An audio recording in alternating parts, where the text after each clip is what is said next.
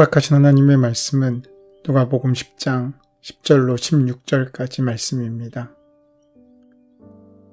어느 동네에 들어가든지 너희를 영접하지 아니하거든 그 거리로 나와서 말하되 너희 동네에서 우리 발에 묻은 먼지도 너희에게 떨어버리노라. 그러나 하나님의 나라가 가까이 온 줄을 알라 하라. 내가 너희에게 말하노니 그날에 소돔이 그 동네보다 견디기 쉬우리라. 화 있을진저 고라시나, 화 있을진저 벳세다야.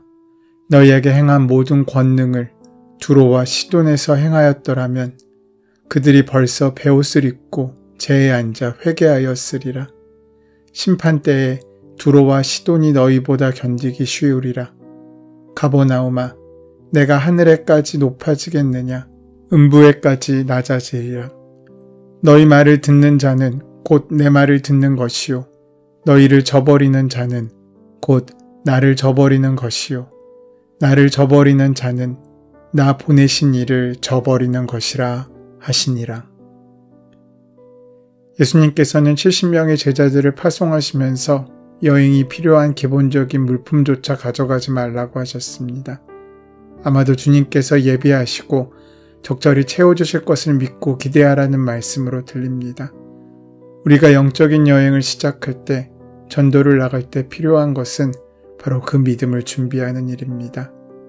그런데 예수님께서는 생존의 필수적인 의식주에 대해서만 말씀하지 않으시고 그들을 영접하지 않는 자를 어떻게 대할지 그 태도에 대해서도 말씀해 주십니다. 오늘 본문 10절에서 12절까지가 그 내용입니다. 어느 동네에 들어가든지 너희를 영접하지 아니하거든 그 거리로 나와서 말하되 너희 동네에서 우리 발에 묻은 먼지도 너희에게 떨어버리노라. 그러나 하나님의 나라가 가까이 온 줄을 알라 하라. 내가 너희에게 말하노니 그날에 소돔이 그 동네보다 견디기 쉬우리라. 예수님께서는 환영하는 사람들에 대한 태도뿐만 아니라 부정적인 사람을 만날 때의 지침도 주십니다. 오늘 본문에서 축복과 선한 말을 전하는 제자들을 영접하지 않는 사람들에게 어떻게 해야 할지에 그 말씀에 초점이 맞추어져 있습니다. 예수님은 제자들에게 그들을 받아들이는 이들뿐만 아니라 거부하는 사람들에 대한 행동 양식도 알려주고 있으신 것입니다. 그 행동 양식은 이와 같습니다. 파송된 자들을 영접하지 않는 동네에 가게 된다면 그 동네에 나와서 발에 묻은 먼지를 떨어버리라고 말씀하고 있습니다. 이것은 고대 유대인들의 관습과 관련이 있습니다. 유대인들은 이방 지역을 여행하고 돌아와서 고향과 성전에 들어가기 전에 발에 묻은 먼지도 떨어버리는 관습이 있었습니다. 하나님의 선택받은 백성이라고 믿는 유대인들은 이방인들과의 접촉을 극도로 꺼렸습니다. 결혼은 물론이고 문화적 교류까지 거부하였고 그 땅을 밟는 일에도 조심했습니다. 이것은 유일신 신앙과 율법적 문화가 흐트러지는 것을 방지하기 위한 시도로 보입니다. 심지어 이방 지역을 지나갈 때에도 발에 묻은 먼지조차 떨어내는 상징적 행위를 통해서 자신이 이방인의 영향을 받지 않겠다는 의지를 나타냈던 것입니다. 거룩한 곳에 부정한 땅의 먼지조차도 허락하지 않겠다는 표현이고 하나님의 백성과는 상관없는 땅임을 나타내고 있는 것입니다.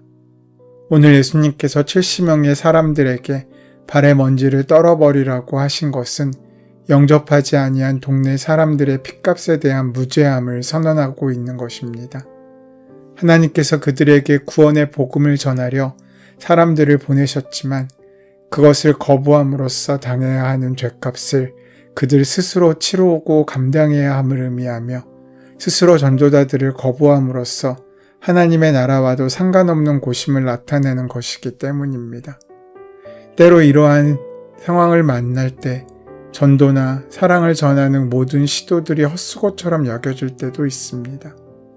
우리가 노력했는데 아무 효과가 없이 시간을 낭비한 것처럼 여겨질 때도 있습니다.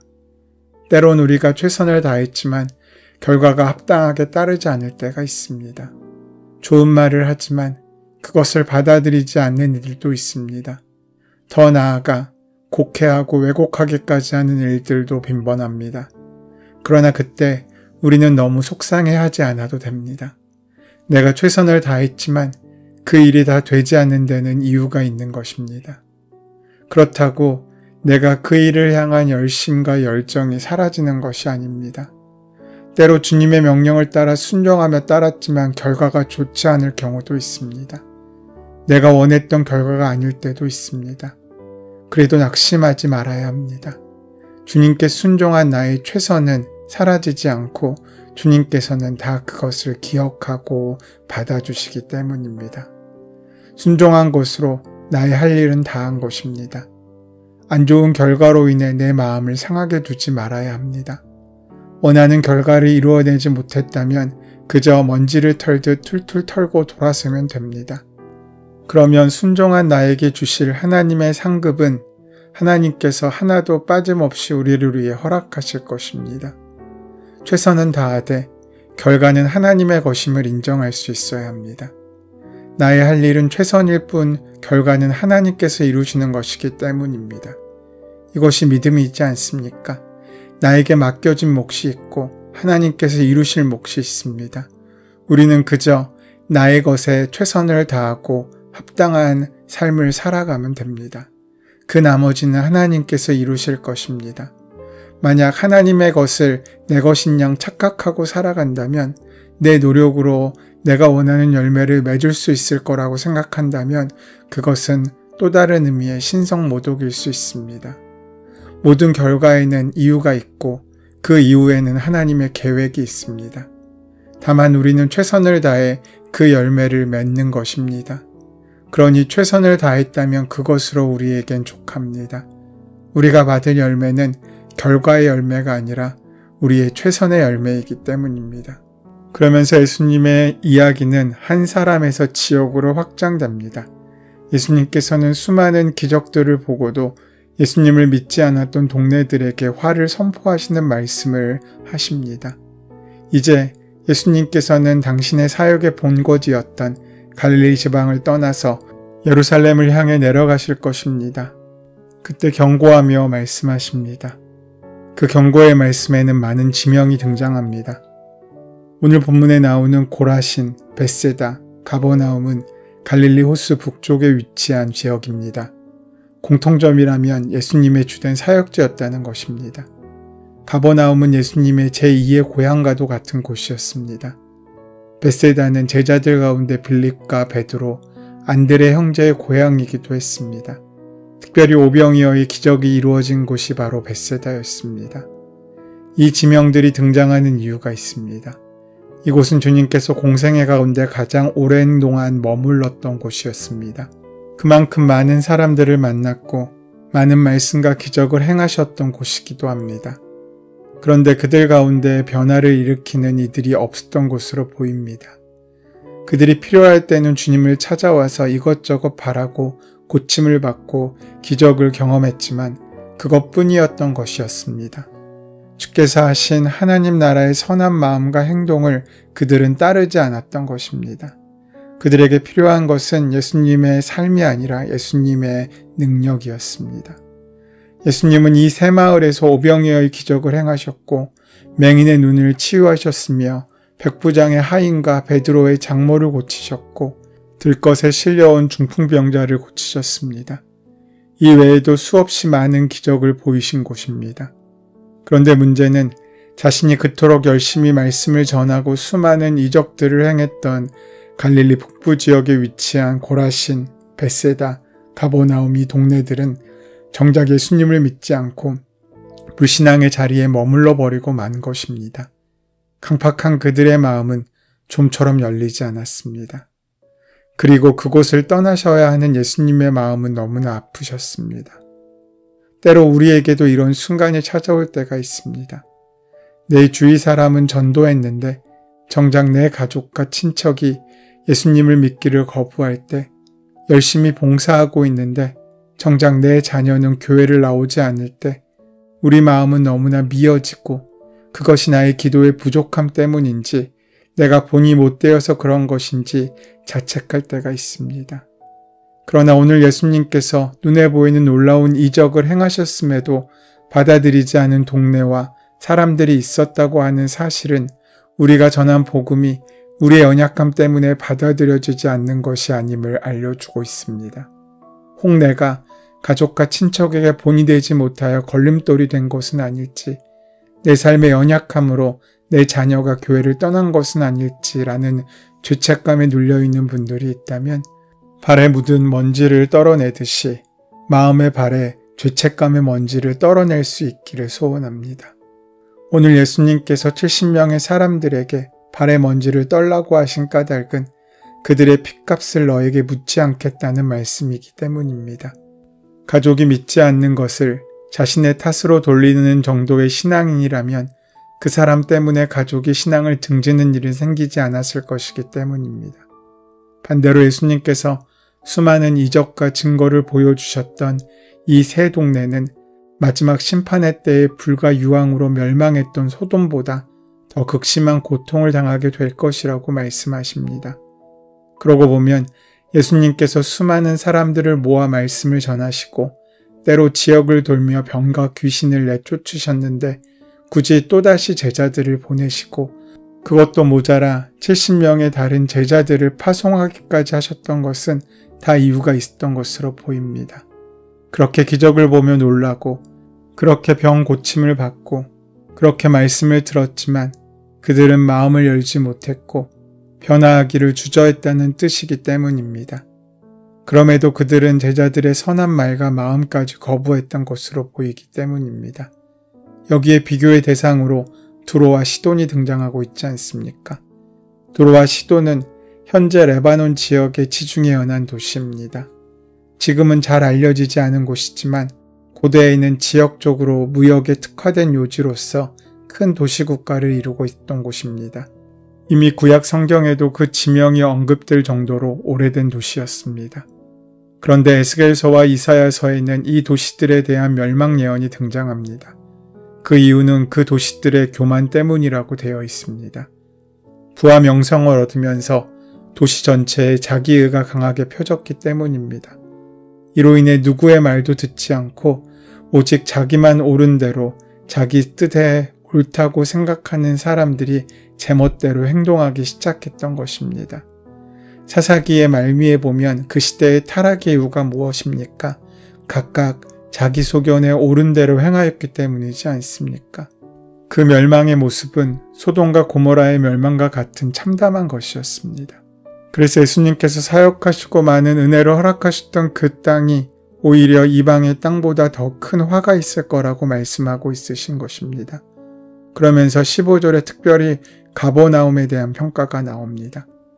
가버나움은 지역 주민들이 부요한 곳은 아니었지만 지금보다 예수님 당시 활발한 무역과 어업을 이루고 있는 곳이었습니다. 무역이 발달하다 보니 많은 사람들이 오가는 무역도시의 모습으로 세관과 로마 군대가 주둔하기도 했습니다. 그런데 여러 지역적 이점들이 가버나움을 교만하게 만들었습니다. 예수님께서 갈릴리 지방을 사역의 거점으로 삼으신 것은 그 도시들이 화려하고 부여했기 때문이 아닙니다. 오히려 가난한 자들이 많았고 사람들의 유입이 많아 복음 전파에 용이했기 때문이며 이방 나라들과 근접해 있어서 혼혈인들도 많아서 정통 유대인들이 무시하는 지역이기도 했습니다. 그 어두운 동네에 큰 빛으로 임하여 주신 것입니다. 그런데 그들은 오히려 마음을 높여 하늘에까지 높아질 것이라고 교만하게 생각했습니다.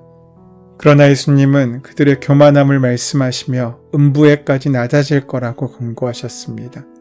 그들은 높아짐을 기대했지만 예수님은 오히려 그들의 추락을 경고하고 있으신 것입니다. 실제로 가버나움은 약 7세기에 페르시아의 침략으로 퇴락의 길을 걷게 되어 결국 사람이 살지 않는 동네로 되었습니다. 그래서 지금은 유적으로만 남아있는, 그러니까 주님께서 경고하신 말씀 그대로 음부까지 낮아져 버린 것입니다. 오늘 우리에게 가버나움은 우리의 교만함을 보여주는 거울이 됩니다. 잘난 것이 없음에도 불구하고 잘난 척하며 수많은 예수님의 부르심을 완악한 마음으로 거절했던 우리의 영적인 교만함을 가버나움을 통해 볼 수 있는 것입니다. 우리가 선한 것은, 또 우리가 존귀한 것은 내가 선하고 존귀한 존재이기 때문이 아니라 예수님께서 나를 사랑하시고 나의 길을 인도하시기 때문입니다. 우리는 결코 예수님처럼 될 수 없습니다. 하지만 예수님께서 인도하시는 대로 완전을 향한 영적인 여정을 떠나고 완주할 수 있습니다. 주님께서 우리를 포기하지 않으시고 우리와 함께 하시기 때문입니다. 그러하기에 우리의 소중함은 우리의 겉모습이 아니라 우리를 완전하게 하시는 하나님의 사랑에 있습니다. 우리에겐 완전을 향한 사명이 있습니다.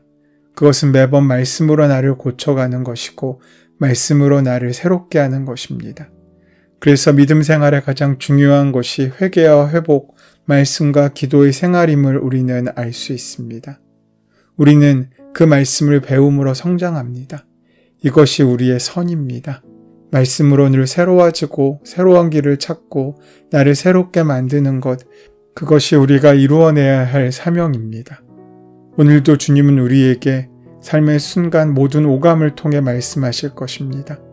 내가 만나는 사람, 내가 살아가는 시간들, 때론 스쳐가고 지나가는 순간의 장면들을 통해 주님은 우리와 소통하기를 원하십니다. 그 모든 순간 영안을 크게 부릅뜨고 주의 말씀을 다 만나고 누리는 귀한 은혜가 함께 하시기를 소원하고 축원합니다. 은혜의 주님, 연약한 우리에게 인내와 지혜를 더하여 주시어서 사방이 막혀 의지할 곳이 없는 고난의 바닥에 내려가 있다고 해도 하늘을 바라보며 주님과 함께 날아오르는 귀한 은혜를 만날 수 있도록 인도하시고 역사하여 주시옵소서. 예수님의 이름으로 기도드립니다. 아멘. 이제 오늘 이 아침 우리에게 허락하신 본문의 말씀이 오늘 나에게 주신 하나님의 음성으로 만나질 수 있도록 함께 깊이 묵상하시고 기도하는 시간 가지도록 하겠습니다. 함께 기도합니다.